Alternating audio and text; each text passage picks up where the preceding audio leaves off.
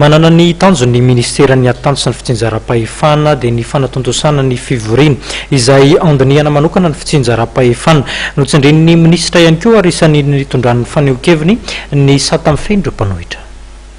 Ho totosaina amin'ity taona 2024 ty ihany ve ny fifidianana ben'ny tanàna. Raha nanontaniana io ministry ny atany sy ny fitsinjaram-pahefana dia laza ny tenany fa tsy afaka ataony hanatotosana ny fifidianana raha tsy mipetraka ary mazava momba ny fitsinjaram-pahefana. Ary anisan'ny vina ho tanterahan'ny ministeran'ny atany sy ny fitsinjaram-pahefana ny hanatotosana fivoriana nasionaly andinihana ny mikasika ny fitsinjaram-pahefana. Tsy taraiky zany averiko foana tsy taraiky fa tsika tsy ametraka ny angadin'omby alohan'ny omby averiko foana tsy taraiky zany fa apetraka aloha ny ataontsika hoe ny vatofantsika ny petrahany hoe inona marina tiatsika tongavana raha miresaka ny fitsinjaram-pahefana tytsika inona lalàna zay tiany vahoaka tsy eto atoerana ihany fa any amin'ireny faritra reny eny fa any amin'ny toerana zay ataontsika hoe lavitra andrina inona tena eritrerety mikasika raha fitsinjaram-pahefana zany dia hisy ny fikolandoam-pirenena izay ataoko hoe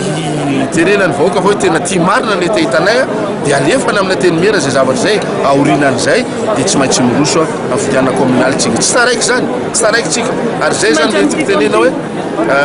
aloha azamba nareo te ahita volana alohan'ny biby fa aloha mandeha dingana rehetra ny étape rehetra zay averiko foana dia fa milaza vaovao lehibe aminareo isy zay concertation nationale zay atretsika zay zavatra zay ho hitantsika eo fa zavatra afinatra zava-baovao zany ary za zany eto tena miteny mihitsy hoe tsy faly fotsiny tsika hoe no concertation nationale ndray tsy zava-baovao trany fa averiko foana nombenombeny ny lalàna ho apetraka mitindra mitoraka aty ho lalàna maharitra